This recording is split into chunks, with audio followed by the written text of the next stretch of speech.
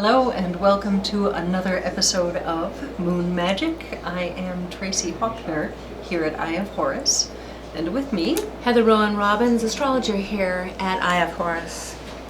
And we like to talk to you about the new moon and the full moons and talk about how we can use them in our personal life, in our magic, and in our dealing with the regular world, and see how that can help us support our work.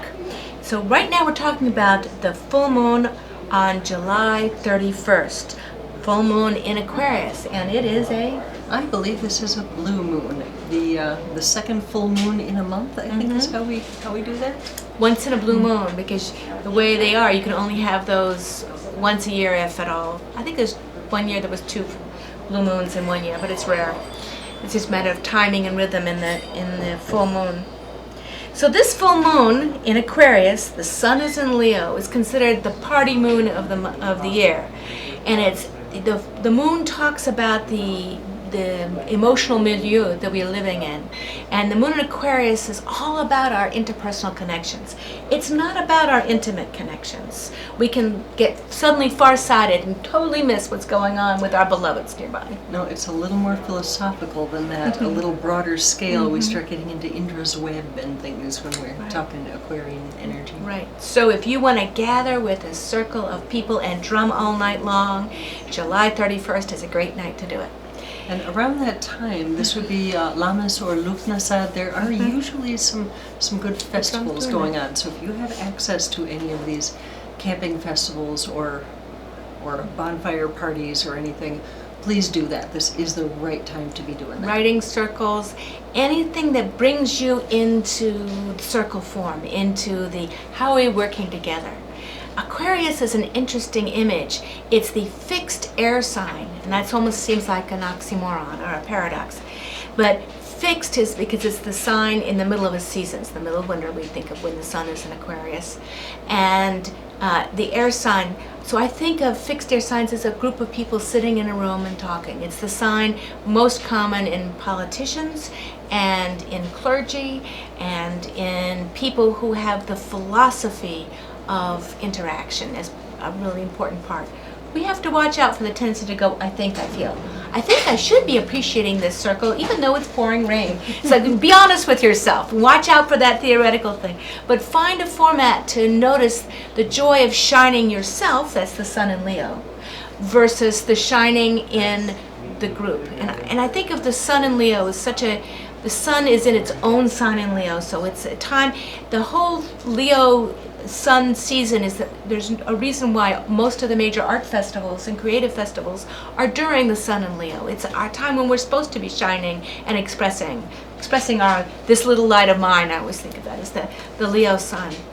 Now the joke, every sign has its gift and its shadow side, and we think of the gift of Leo is, I am the center of the universe and so are you, and I see that. The shadow is, I am the center of the universe and you are not. So how do you let your individual self shine in a way that also honors the shining of every other one around you? That's the secret of real good circle work, that we respect the light in one another. I think pulling back that Aquarian energy helps to balance that out. Usually I feel like full moons are, an opposition. And there's some stress and some strain going on.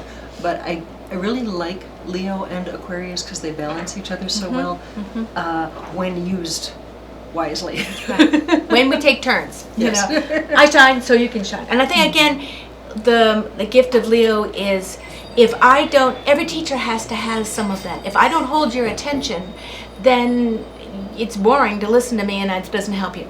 If every Leo, every teacher, every speaker, every performer needs to find that Leo within for the sake of their audience. So many of our leaders, if you can find that place where you can use charisma for good, and for the sake of the circle, for the sake of the whole, the Aquarian connection, and for the sake of the philosophy. So that's going to be an interesting lineup.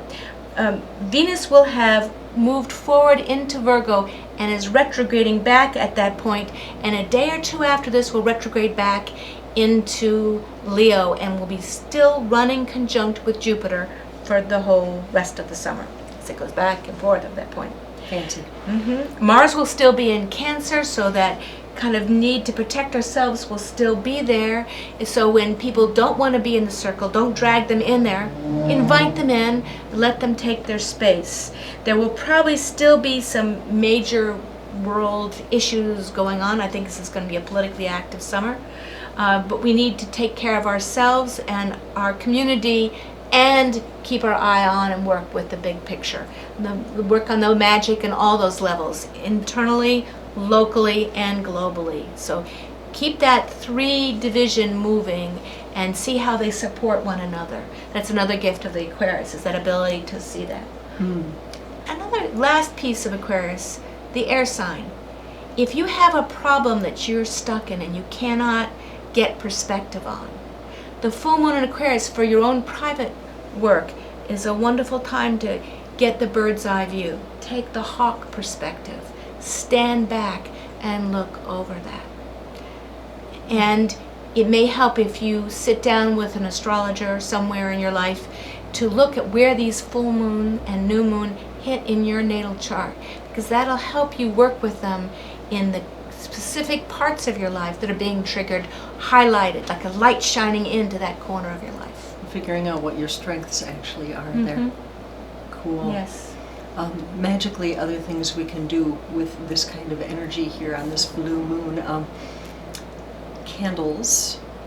I'm a candle junkie. I think everyone should work with candles, but when it's this warm, the colors that we're after, whether it's candles or otherwise, any of the golds, metallic gold, yellow, orange, any of these sunny solar colors are going to help bring that in. The sun being the center of the solar system, we want to be well centered as individuals. That's going to help you approach all of these adventures from a healthier standpoint. Frankincense is your scent, whether we're talking oil or incense. Frankincense helps to pull in the blessings of centeredness. And I think tiger's eye might be a good stone for all of this. That's beautiful. Wonderful stuff.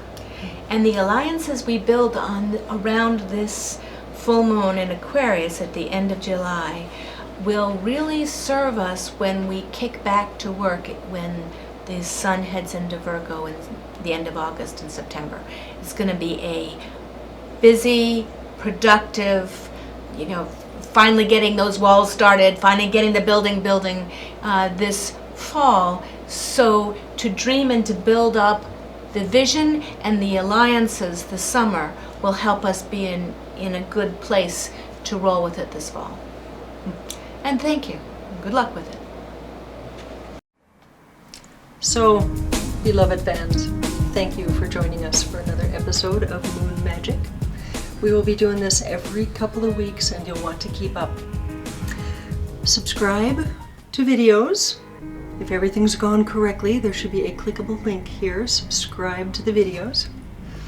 The store itself can be found anytime. eyeofhorus.biz. Don't lose track of us. During the videos, we are constantly yattering about candles, stones, and oils. Oh my. Stuff can be had, and we're not afraid of shipping. Feel free to click on products. Gotta have your stuff. Readings. Either myself, Tracy Hawkner, or Heather Roan Robbins, fantastic astrologer. Book a reading. It's fun. And the music you've been listening to, by the way, composed for us by Johnny M. Johnny's music is also available. Important to patronize the arts. Thank you so much. Bye now.